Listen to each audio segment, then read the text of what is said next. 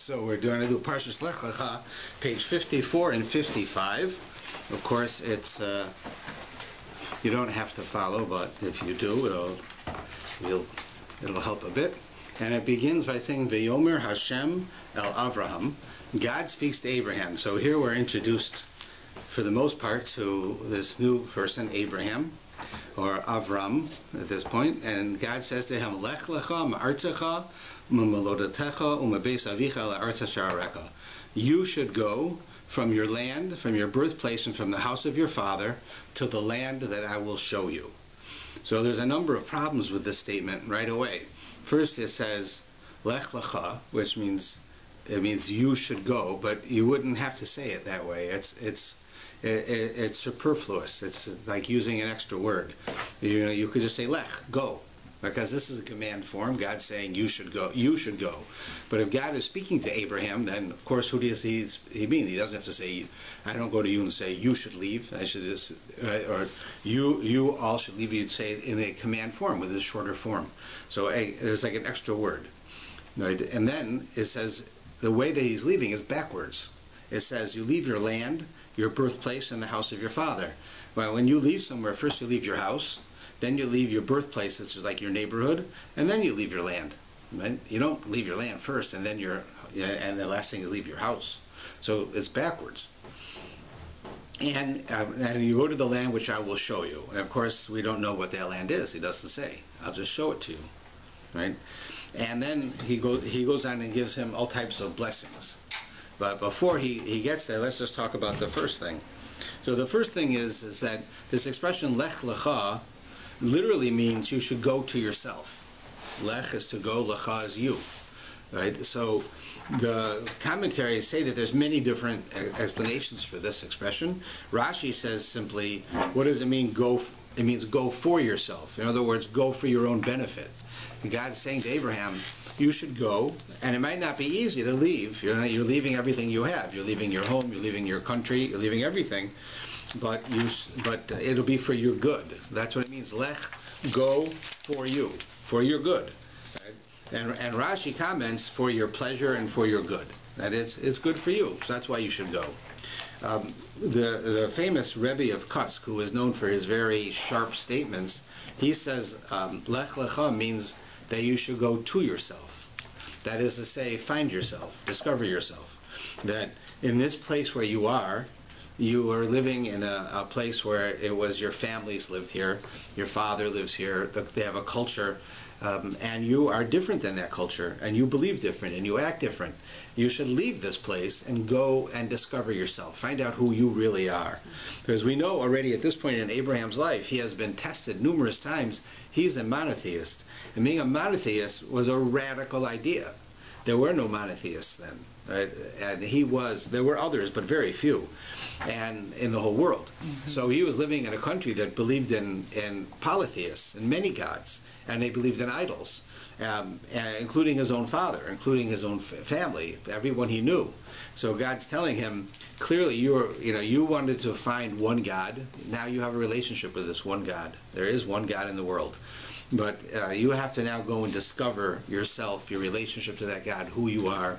So Lech Lecha means step one in the life of any person who wants to try to do something in the world is you first have to know yourself. Right? Know your character, know your personality, know what you have to fix, know what you're good at. Right? Know yourself. In our lives, I think one of the things I come in contact with a lot is I do a lot of counseling, and at one point in my life I did just marriage counseling, and now I do all types of different things. And within the counseling, one thing I find out is that many people, if not most people, are totally unself-aware. They don't know themselves.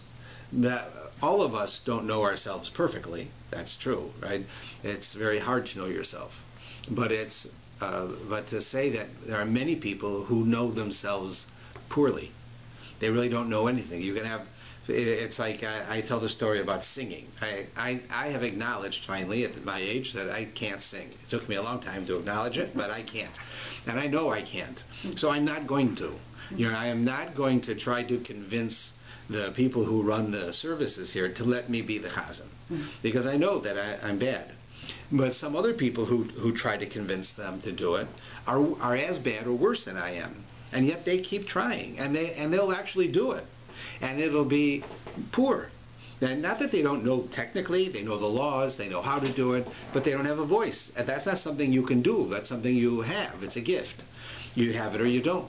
And they're not aware. They're unself-aware that they don't know that they have a poor voice. So they think they're singing beautifully while everyone else is cringing. Right? It's a lack of being aware of oneself. But it's not only in those areas. Like we're not self-aware in how we relate to people. We're not self-aware in how we respond. In our tone of voice very often, in many ways, we're not self-aware. So the Kotzker Rebbe is saying here in a very profound statement that the first thing a person needs to do if they want to try to change the world and to have an effect on the world is you have to know yourself. You have to be aware what your strengths are, what your weaknesses are, how you can improve yourself, what you can do, right, that is reasonable to become a better person so you can go and accomplish your goals.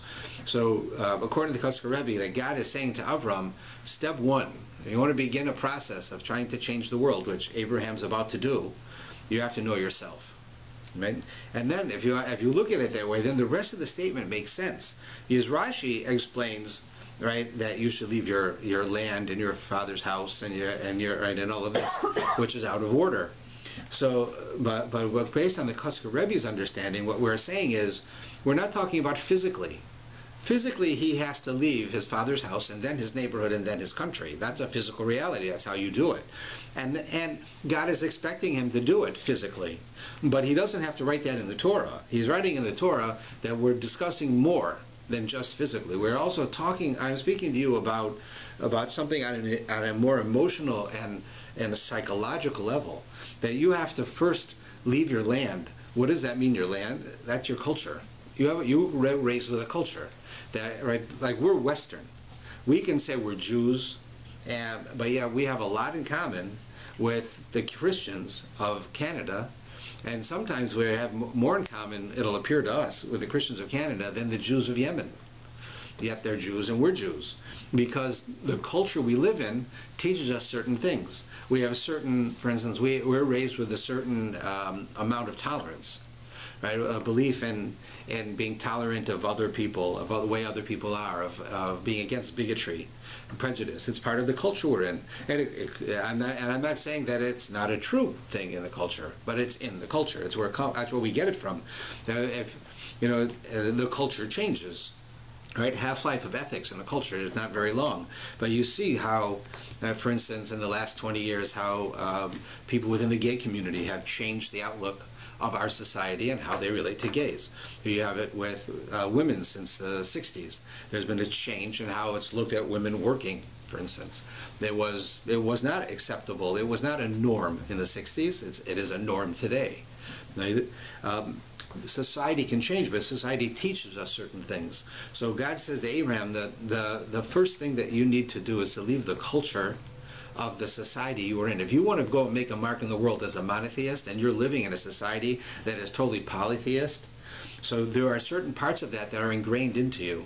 So the first thing is you have to work on yourself to rid yourself of some of those habits and those beliefs and those ethics and the morals of that society. And after you leave from that land, it does that then from your birthplace, because within the area you come from, it also has an effect on you. People who come from a big city are different than people who come from a small town. And it's not one's better and one's worse, right? But they are different. People from big cities are usually more sophisticated. People from small towns are usually more open and friendly. They're very different. Right? You see that. So if you have a person, for instance, you have a person from New York, and sometimes people say that people from New York are harsh. Right? They're not friendly. But if you realize that if you're living in or working in Manhattan and there are so many people, right, that if you want to do anything, you can't be greeting everyone all the time, and you can't be stopping all the time to talk to people, and you're not going to know everybody's name. Then you have to rush to get from one place to the other, right? So you're walking fast and you're talking fast, and you very often just look straight ahead and don't make eye contact with people. Well, when you're from a small town, it's very, very different. You know a lot of the people. You can, distances aren't as far. You don't have to walk fast. You don't have to talk fast. You can make eye contact with people. You know who in the society where you're living or in the city you're living in you shouldn't make eye contact with. You know it for a fact. So therefore, you see that where you live also has an effect on you. So God's telling him, rid yourself of this. And then from the house of your father. The house of your father, his father was an idol worshiper. According to tradition, his father had a store of idols. It was like idols are us. Right? He had his own store. And Abraham at one point worked in the store, right? The famous story that all the kids know. That Abraham worked for his father in the store. One time the father went away and Abraham smashed all the idols. That's what being an iconoclast means. And he says he came back and his father says, like, look what happened here. This is all my stuff. What am I going to sell? It's all destroyed. And he says, I didn't do it. He said the big idol over there picked up a hammer and killed all the other idols. Right? So he says, well, an idol can't do that. It's only made out of stone. And Abraham says, you see, I'm right. These aren't gods. These are stone.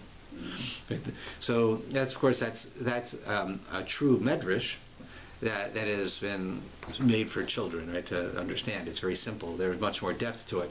But conceptually, Abraham has to leave his father's home, and that's the hardest. It's the hardest to leave one's home. Right? We see this. How often do I hear it? This is how we do it in South Africa. Right? I hear it all the time, right? Nothing wrong with that, but I hear it all the time. That's because of the land you come from, right? It affects you. And then the neighborhood you come from, it's different in one part of the country and in another. And then your own house. If your parents react with anger every time something goes wrong, you're going to act with anger when things go wrong, unless you work on yourself. So what comes from our parents' house, right, has an enormous amount to do with our character. Right? And it's not. We don't believe that our character is destined. We may be affected genetically, and we are affected environmentally, but we can change it. So God's telling Abraham, I want you to change this. And the easiest thing to change is the country.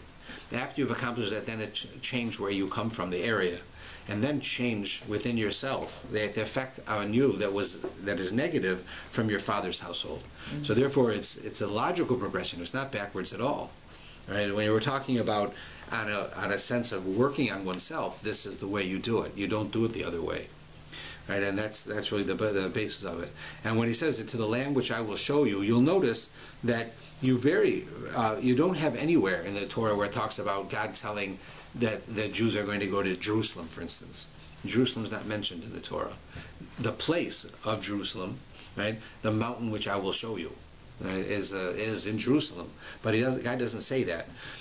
He does say the land of Israel a number of times, the land of Canaan, he calls it, land of Israel. But here he's not. He's saying it's the land that I will show you. And that's not because he doesn't want to tell him the name. It's because he wants him to know he won't be alone. You're leaving. You're leaving your parents. You're leaving your family. You're leaving your friends. You're leaving your life. You're leaving everything you did up until this point, right, to go out in a new life. But you won't be alone. I'll be with you.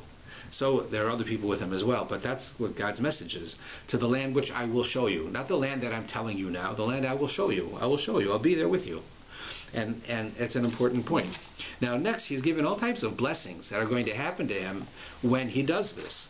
And all of these blessings are very reasonable based on what it is that he's doing. It says, for instance, I will make you into a great nation. Now, usually there's Rashi uses the expression, but we can update the expression. He says there's a curse on travelers, right? That they don't end up having big families because they're always moving. They're always going place to place to place. They don't have like community. They don't feel community. They don't have these types of things. So he tells Abraham, don't worry about it. I will make you into a great nation. The fact that you are leaving, right, and everything's left behind, I will make you into a great nation. And then it says, Va'varecha, and I will bless you, V'yagad l'shmecha, and I will make you famous. And then another thing is that when a person moves from place to place to place, unless there's something very extraordinary about them, they become anonymous.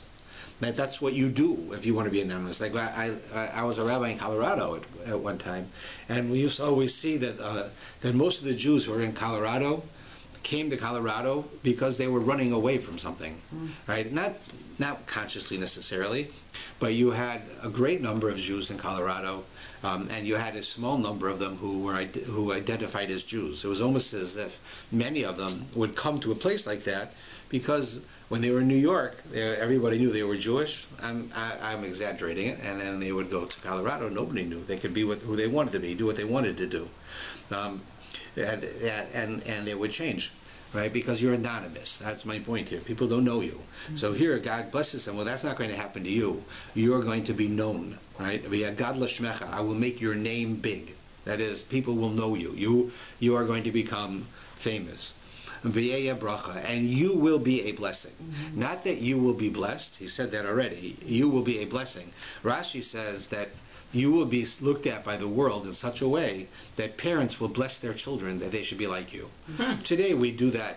It's not as common that you hear people actually bless their children to be like someone, but you name people that way. Right? Like you see certain names are used in certain generations because by certain people because they want their child to have that trait. Like you find feminists, they name their children Emma. She was a famous feminist. Right? You have throughout the different names that people, artists will often name for famous artists, musicians for famous musicians. They'll name their children because they want their child to have that gift, to have that ability.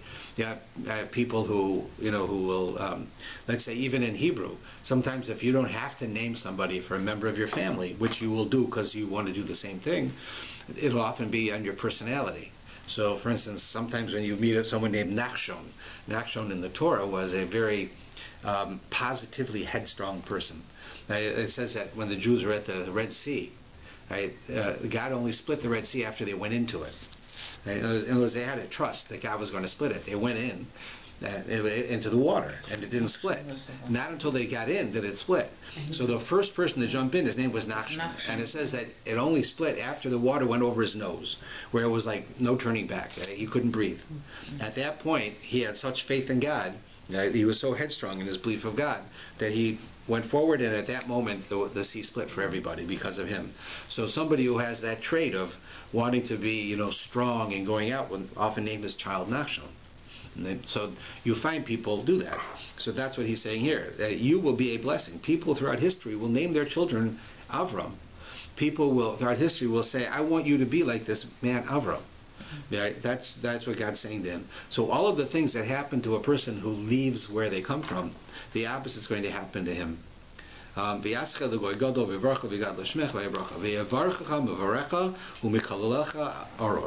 I will bless those who bless you, and I will curse those who curse you. Right? That is to say that God is going to take care of them. It's almost like Stephen Harper, when Stephen Harper said an attack on Israel is an attack on Canada, or John Kennedy said an attack on Vietnam was an attack on the United States, means to say we're going to take care of you. Like Israel doesn't have to worry, Canada's behind him. Right? The U.S., Vietnam didn't have to worry, the U.S. was there. That was what the statement meant. Right? Here, it's actually true. Right? God says, those people who bless you, I'll bless them. Those who curse you, I will curse them. Right? So therefore, he's giving him this assurance. And you will be blessed by all of the people of the world. Right? So that's what Avram's told. Now, you can expect then that when Abraham leaves, life's going to be pretty good. Right? I mean, all of these great things are going to happen. He's going to have a pretty nice life. He's going to leave home. He's going to travel from Ur-Kasdim, where he was living in the fertile triangle of ancient history by Mesopotamia, and he's going to go to Israel. And when he go to Israel, he should have wealth and success, and everything should go well for him. That's what it seems to tell us. Little does he realize at this point, but we know, because we've read it, that that's not what happens. And we have to understand why. Why it is. If God promised it, it didn't happen. So he goes on here, and it tells us, V'yelech Avram went. He did it. Kasher diber elav Hashem, as God told him to. V'yelech ito Lot, and along with him came Lot. Lot was his nephew, his brother's son. V'Avram ben chamesh shanim ushiva shana. Abraham was 75 years old, b'seiso mecharon, when he left the city of Haran. V'yikach Avram es Sarai ishto. He also took with him his wife Sarai. Later she's known as Sarah. Her name is changed later. V'es Lot ben Achiv, and Lot, as he mentioned before, his nephew, v'yes kol ruchusham, and all of their belongings, asher rakshu, that they acquired, v'yes nefesh asher asu b'charon, and the souls which he made in Haran. So, what does that mean? We know that Abraham was childless and Sarah was childless, so how do you make souls? So here the commentaries tell us that they went and they converted people to monotheism. You had people who were pagans, right? And Abraham, even then, was a monotheist, and he was trying to teach people you have to be an ethical monotheist. God expects of you certain things, and those are ethics. He expects you to be a good person, and there's only one God. And he had people who bought into this, who believed it. So when it says, and the souls that he made in Haran, that's an expression usually used. A soul means that you're usually a child, right? I created a soul, I created a child. So what it's saying here is one way of understanding why it says that when a person has a student, it's like he had as a child. Right? A student is like a child to a teacher. Not that they're childish. It means that they're like a relationship. There's a relationship there between a student and a teacher, like a parent and a child. So for Abraham, it was like these were like his children, because they were the people that he changed, so they also left with him. So he had an entourage that left. That begins the story. Right? And they went to go to the land of Canaan. Right? So now here's our first reference as to where he's going. And he went to the land of Canaan. Avram, and he went to the city of Shechem, Elon More, to a place called the sort of the forest of More, Kanani Asbaretz, and the Canaanites lived there, right, in the land of Canaan. So Abraham went. We don't know anything about the story of what happened on the way, but he gets to the land of Israel. He goes to a place called Shechem, right, which is where Joseph is buried today. We hear about it in the news once in a while. And then he ended up in a place called Alon More, which is like between Jerusalem and Hebron. And he went there to camp. He camped there. That's where his entourage stopped. And they found there that the Canaanites were living there. And God then tells Abraham, to your children I will give this land. And Abraham went and built an altar to God. And then it talks about how he gave a sacrifice, and then he started to travel throughout the entire land, north, south, east, and west. So what happens here at this point is Abraham comes, and God blesses him that he will have children because he's childless. Because otherwise, the idea being that you're going to inherit a land and you have no children. When you die, it's finished. No one's going to inherit the land after you die. So whoever gets it, gets it. So God promises him you will have children to carry on your work of what you're doing. That will happen. And so at that point, Abraham gives a sacrifice to God, and then it says he goes out and he walks all over the land. God tells him, I want you to go and tour the land of Israel. Now, it's not simply a tour, not like going on vacation. What he's doing here is that one of the ways, and this is how we learn, one of the ways the Torah says that you acquire ownership on real estate is by walking on the real estate with the intent of ownership. Mm-hmm. Right? It doesn't mean that I can walk in your yard and intend to own it. I have to do something to own it. But this is a sign of ownership. Mm-hmm. Today you put up a fence or a sign, right? No trespassing by owner, right? Or a fence is another example. Right? You put up a fence on your land. The Romans, for instance, they would plow a field when they bought a field. Right? That's when they owned a field, they would plow it. That would plow around the edges. This showed this is my field. Mm-hmm. That was their custom. In the Torah, it is by walking on it. So Abraham walked all over the land, north, south, and east and west, in order to acquire the land for his descendants, which is us. And that ends the thought right there. Now, as I said before, Abraham has been blessed with all of these great things, and he gives up everything. Right? You can imagine he's got this entire organization in Haran where he was living, and he's living there, and he's reaching people, and he's doing things, and he's got a nice house, and he's living with his wife, and everything's great. And then God tells him, you got to leave. Right? He says, but if you leave, I'll give you this, and this, and this, and this, and this. Right? In other words, this was all preparation. Now you're coming for this is the real deal. You're coming with me now. Right? So he goes to Israel, and right here in verse 10, it tells you what happens when he gets there. Vayera ba'aretz, there was a famine in the land. There's no food. He gets there, there's nothing to eat. But Yard over Misraim, so he's got to leave Israel. So imagine this. He walks all the way from Mesopotamia to Israel. He gives up everything because God says everything. Abraham knows God is all powerful. He can do anything he wants. Gets to the land of Israel. There's no food. Right? Like, well, God, you're kidding me, right? Like, is it that you can't do this? You're not all powerful, or you are all powerful, and you're lying to me? You promised me all these things, right? And it was so bad. It says, right, he kaved harav aretz. It was a very, very severe famine that he had to leave the land and go down to Egypt, right below Israel, because in Egypt they have the Nile River. The Nile River makes it so there's always crops there, so he would get food. So this presents the first real problem. I said earlier that Abraham was tested, right, when he was still in the original land. We're told that according to our understanding, Abraham had 10 tests, serious tests in his life, that God tested him to see if he really would be the person who God could entrust with the mission of bringing God into the world, of letting the world know about his existence. And so he tested him. One of them was where it says that Abraham came from Ur-Kasdim. That was a place where Nimrod, the famous Nimrod, wasn't a shoo, he was a person, and he was a king, and he was a pagan, and wanted to kill Abraham because Abraham was a monotheist and was overthrowing everything he stood for.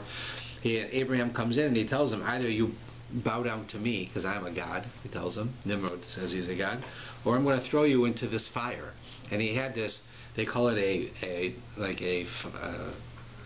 furnace of fire. So you imagine like this big iron thing that they made, and it was filled with fire. And he had, sticks and wood and coal burning, and he says, Avram, I'm going to throw you in.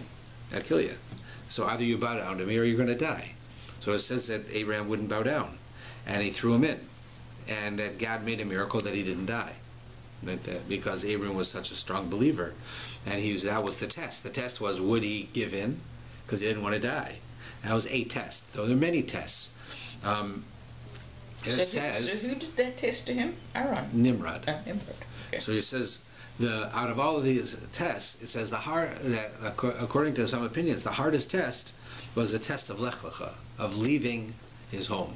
Now we know that it doesn't sound like the hardest test. This first one, and he's going to get killed. And throw him into a fire. Right? So you tell me, what's a bigger test for you? If God says, I want you to jump into that fire and I'll save you, or I want you to leave your home and I'll take care of you. So which do you think is harder? I would think the one where you're jumping into the fire is harder. So you say that's the hardest test, not leaving home. Right? And our tradition says that leaving home was considered the hardest test, that the test got harder as time went on. And they say that there's a difference, because in the case of him, there's a rule, the Talmud says, that a person who's commanded to do something is not at all like a person who's not commanded to do something.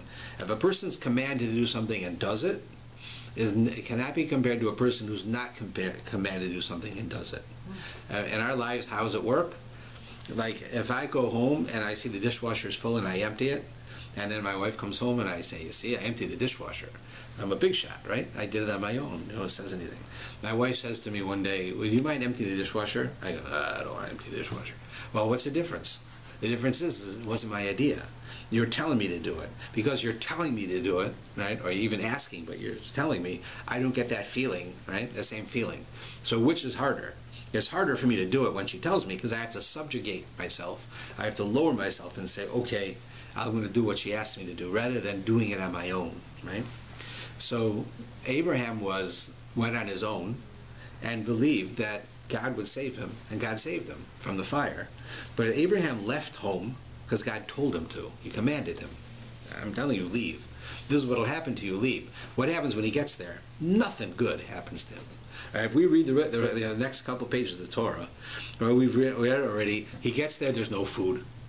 Right? Then he has to leave. Right? You imagine he tells everybody back where he was living, God's sending me to Israel. It's going to be a great life there. Anybody who wants to be a monotheist, come with me. We're going to have God to take care of us. They go through this long walk. They end up in Israel, and there's no food. and he's got to leave Israel, go down to Egypt, like a dummy, right? I gave up everything to go to live in Israel, and I end up in Egypt because I can't live in Israel. God promised me it would be great, and it wasn't great. So for Abraham to still have faith in God, after God commands him to leave, and then it apparently disappoints him, that showed you truly that Abraham was who he claimed to be. He was a true believer in God, even if it didn't look logical to him. But didn't he say, the land I will show you? It's not specifically saying Israel yet. It's true, except as we see, he goes to the land of Canaan. That's where he sends him, right? And he tells him, walk all over it. This is your land, right? So he's telling him that. So there we see here that Abraham's going and taking these tests. The test of Lech Lecha in the end was more difficult than the earlier test. Even though Lech Lecha, he'd have to put his life on the line, but he had to put his beliefs on the line. He had to put his reputation on the line, right? And for a lot of times you'll have people will say that it's much harder for a person to to live with humiliation than to die. I'd rather be dead than to have to live a life where I'm humiliated all the time. Right? Where everything I stood for was wrong. Right? I fought my whole life for a cause, and I was wrong. Right? It's humiliating. Some people rather be dead. Abraham, right, took an opportunity. He said, "I'd rather be dead than to practice idol worship." So God saved him. And in this case, God tells him, "Go and do this." Right? And he still has faith in God, even though God sort of, quote, humiliated him. That he doesn't even have food to eat.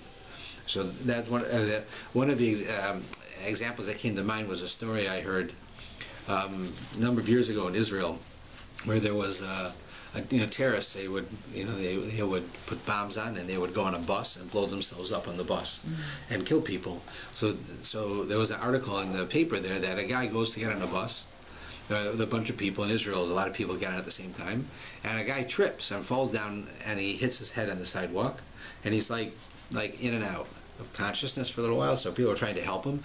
One guy opens his shirt to help him, and he sees there's a bomb on his shirt, and he was going to blow up the bus.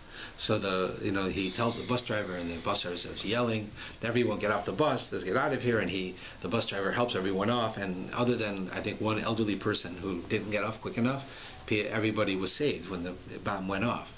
So they afterwards in the newspaper went to the bus driver and they said, "You're a hero.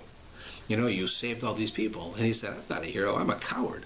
If you had said to me, go over there and save all those people, I wouldn't have done it." He said, "It happened, right? It happened. That's how it happened.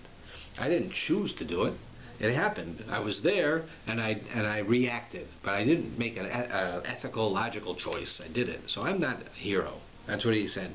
Now, his understanding of that is like Abraham. Abraham threw himself into the fire, right? But it was a reaction to a situation. Right? Yes, it was a heroic act, and it was a praiseworthy act. But when you want to compare it to Lech Lecha, which he had to think through, he had all of this time as he's leaving home to realize what it is he's doing. That shows you why Lech Lecha is such a difficult test. That's what the commentaries tell us. It's a little bit against what we think. So now Abraham goes down to Egypt, and we see here, if you look in verse 10, it says like there was a famine, so he went to Egypt. And 11 it says, as he's going down to Egypt, and it occurred as he was about to enter Egypt, he said to his wife Sarai, "See now, I have known that you are a woman of beautiful appearance. And it shall occur when the Egyptians will see you, they will say, 'This is my wife,' and then they will kill me, but you will live. So tell him you're my sister, so that he will be nice to me because of you, and I'll live." So there's a number of problems with this whole section. Firstly, didn't he know his wife was beautiful before then? He's married to her. He did. Right? So the commentaries say that this showed you the extent of the modesty between them. In other words, he knew that she was beautiful because of who she was and how she acted, her personality, her character traits. But they're telling us that was the relationship that they had. But here, as they had to go to Egypt, they had to cross through water. So it says that she had to lift her clothes. So he realized that my wife is also physically beautiful. Now, do we want to believe that he didn't know it beforehand? Probably knew it beforehand. But the point is that it's telling us that when one wants to understand the beauty of a human, the beauty of a human is not simply the way they look. It's who they are. It's their personality. It's one of the reasons why we're so strict in Jewish law with physical contact between the genders. Right? You wonder, like, why is it the Jewish law says, if I meet a woman and she's not related to me, I shouldn't kiss her. Right? We shouldn't kiss each other as a greeting, or we wouldn't have physical contact, or we shouldn't be alone together in a room. And the reason is not because like men are dirty or women are dirty, or there's something unholy about it. It's because there's a reality, not all of the time and not everybody, and not that you can't control yourself, but there's a reality that if I have more physical contact, or if I have intimate contact, or if I'm with people who are they're dressed in a very sexually attractive manner, that thought's going to enter my mind. Not that I want to act on it. I'm not a caveman. I'm a sophisticated person, but it's going to enter my mind to think about what this woman would look undressed, or having relations with her, or thinking of her as an object, a sex object. It might enter like that, but that's it. So the Torah wants us to understand that that's a very bad thing. To look at a human being as a sex object is very degrading. And the Torah goes out great lengths to teach us that one should not do that.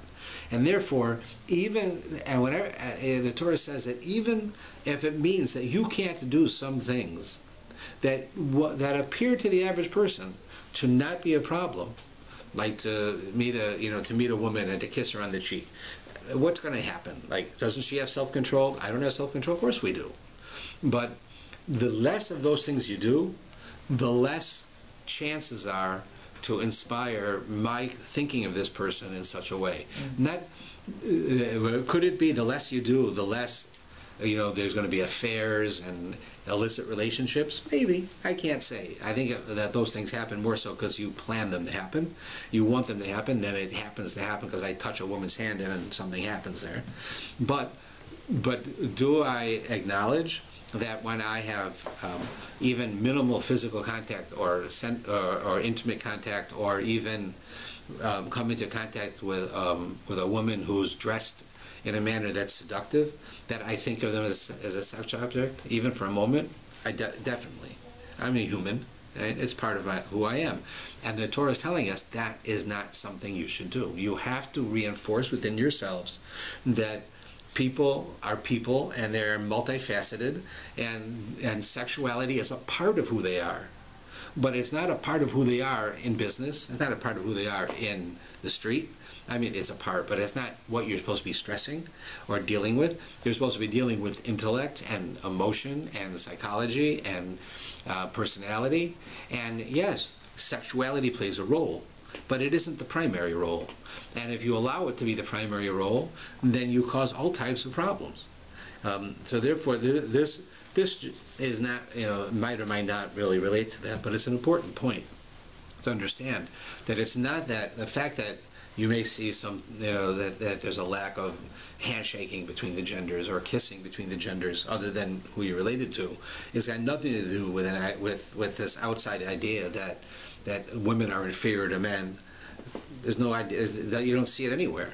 It's just that we want to reinforce that you have to treat people as intellectual, emotional, and psychological beings and equals, not as something to conquer, someone to seduce, somebody to take advantage of.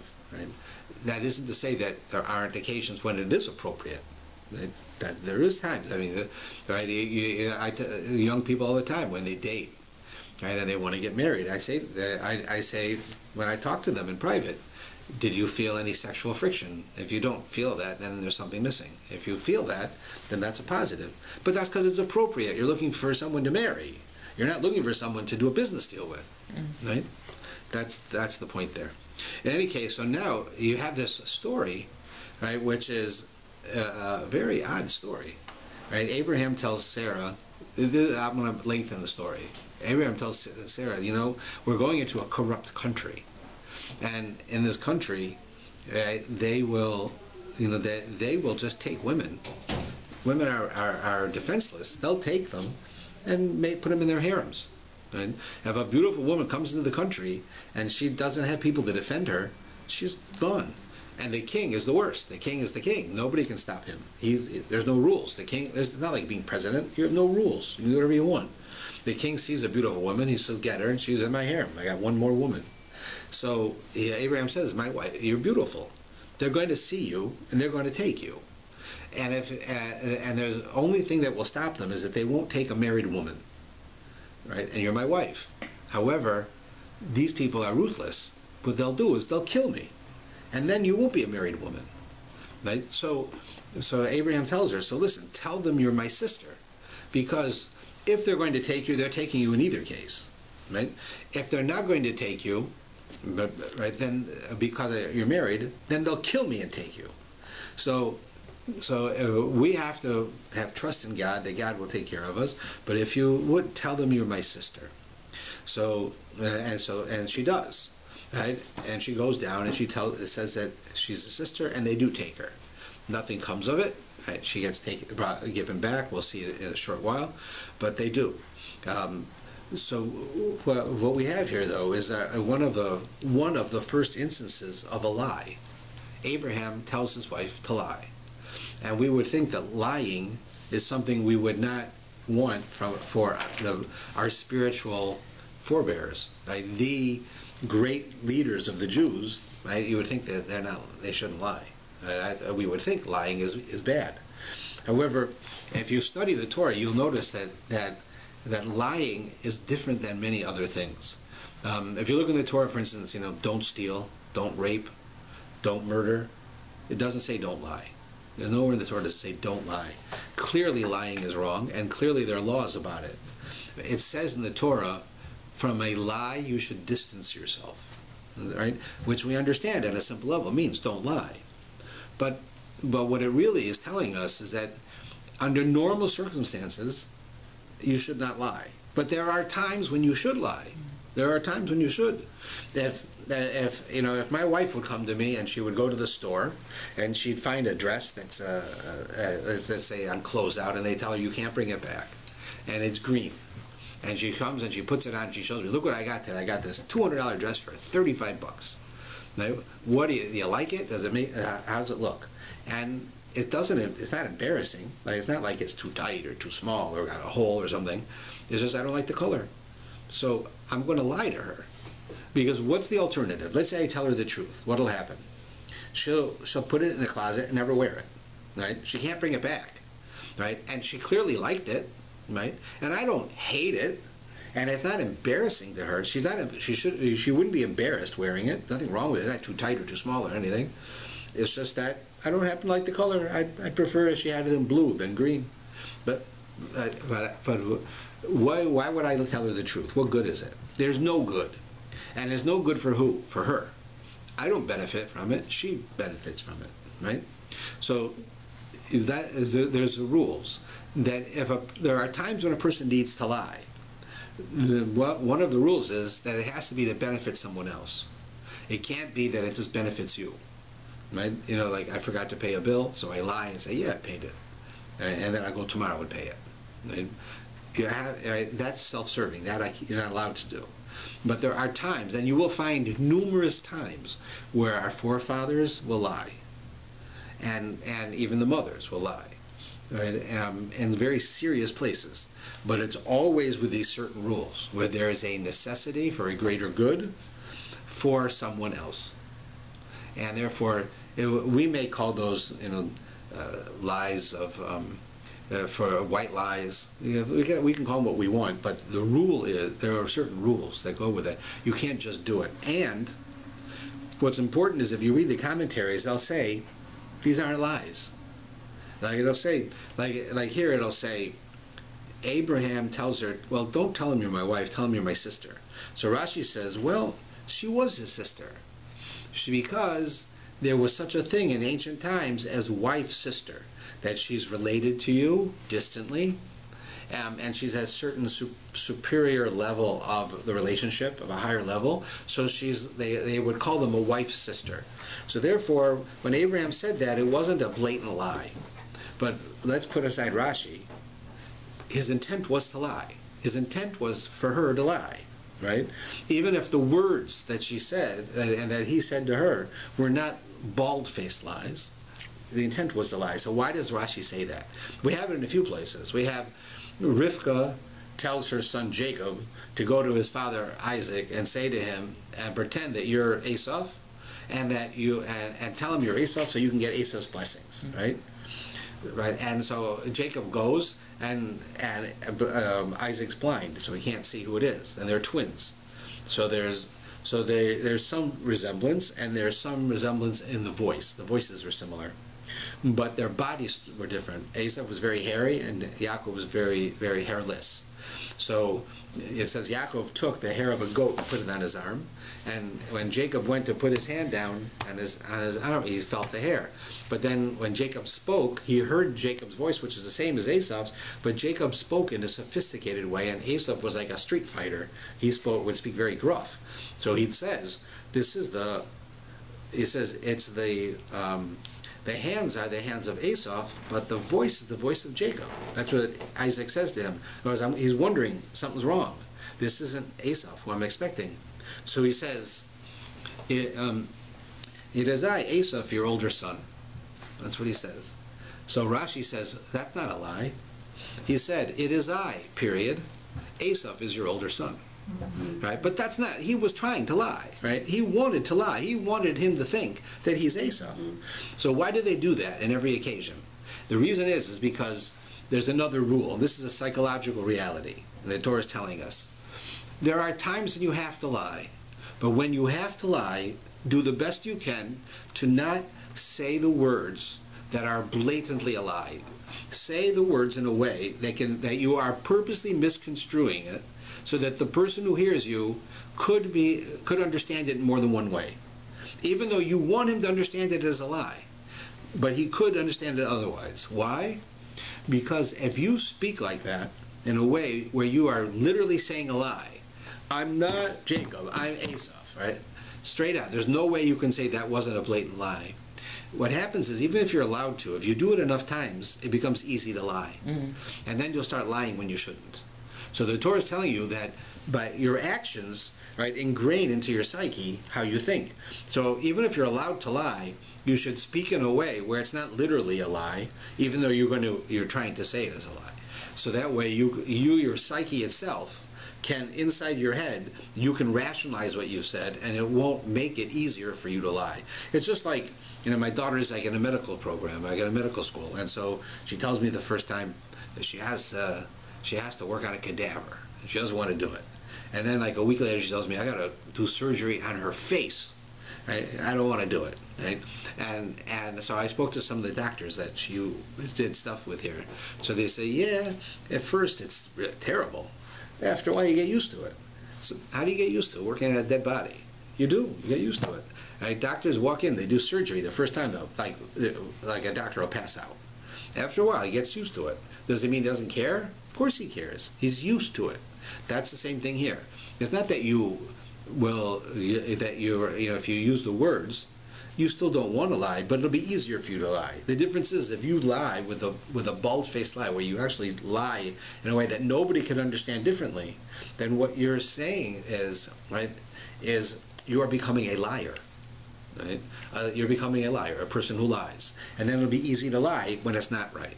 So that's really what the Torah is saying when they speak in such a way. Okay. Now, when they leave Egypt, right, it says that they left with a lot of wealth. And if we look on 59, we have Abraham and his nephew splitting up. Abraham and his nephew Lot, they looked alike, by the way, and they like, you would think one was the other. Right? That's how much they looked alike. And now it said before, they didn't have much. Now they got to Israel. There was famine. They go down to Egypt. Suddenly they became rich.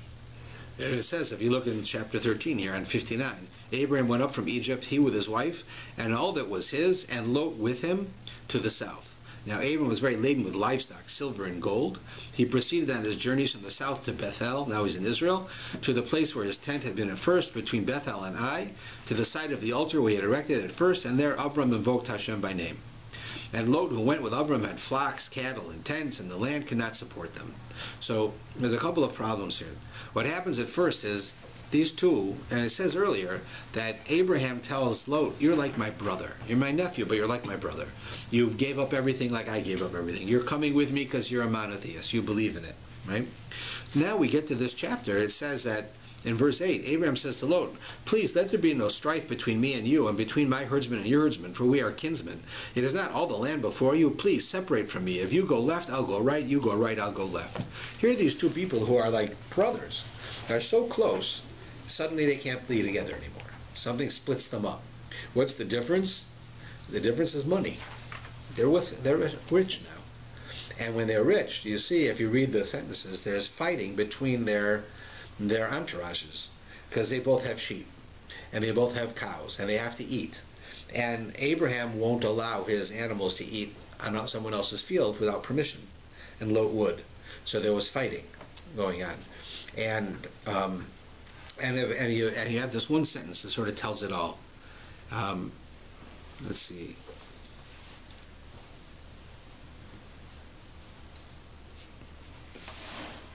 This first one here, chapter 13, verse 1. In Hebrew, it's much more evident, so I'll read it there. It says, V'yal Avram Mitzrayim. So Abraham went up from Egypt. Hu v'ishto, him and his wife. V'chol asher lo, and everything that he had.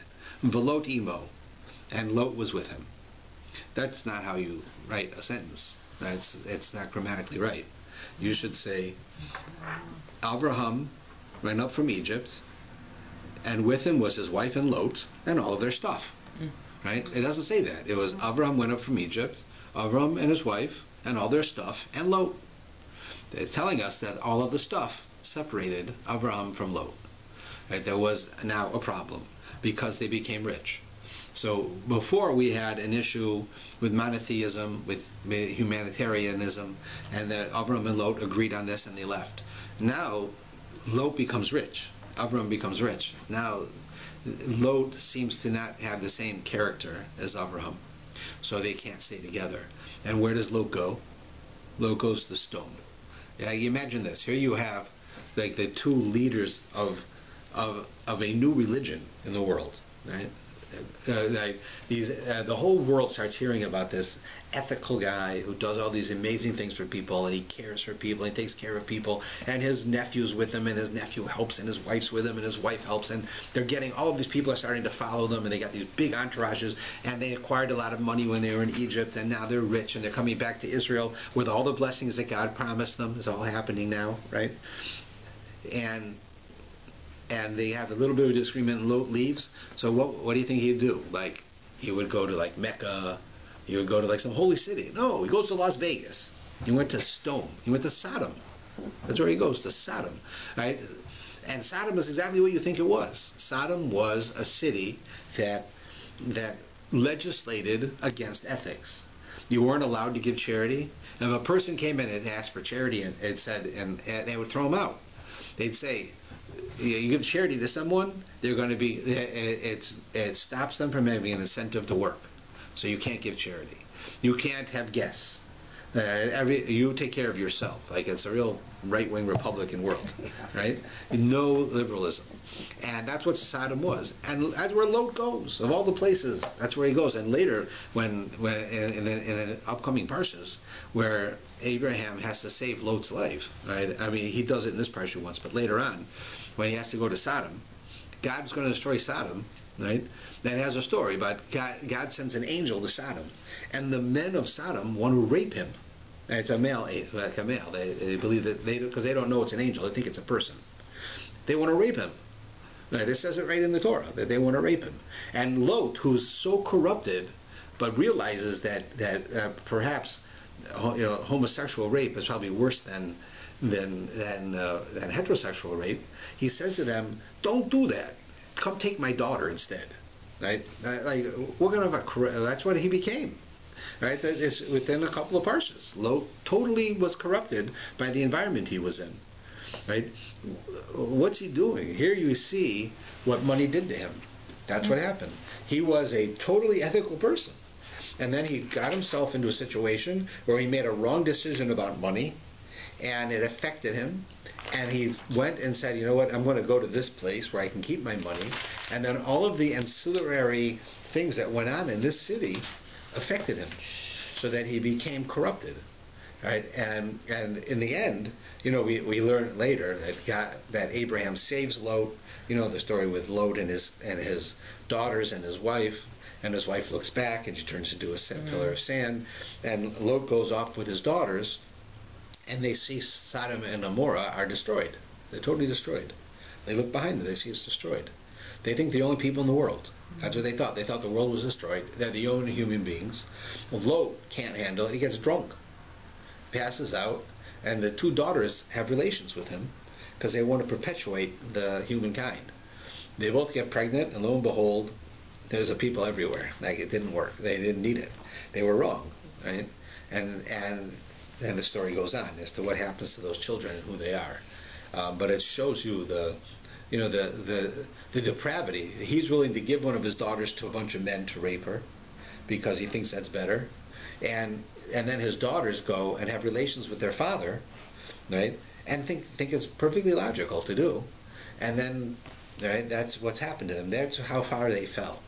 And it just shows you an idea of how Avram went one way, Lot went another way, and it wasn't just physically. Right? Abraham went on to the greatness of being the leader of ethical monotheism, and Lot was an example of the failure. Right? It's a lesson to all of us that no matter how high you get, you can always fall. Right? And that the smallest mistake, if you don't deal with it correctly, can become the largest life-changing mistake. Right? You go from a little mistake of having a disagreement between the two entourages, ends up with Lot committing incest with his daughters. It's a whole amazing change, and we see it all from this one line, because it was the money that got between them. And we have a few places where you see that it was Lot's love of the money that actually did it. I think we probably have to stop it, right? Yeah. But there are a few places where actually you see from Lot's actions. Now, I didn't get to talk at all about how Lot gets kidnapped by 5 kings in the war, and then Abraham is commanded at the end of the parsha to circumcise himself, and what that means and why that's so significant.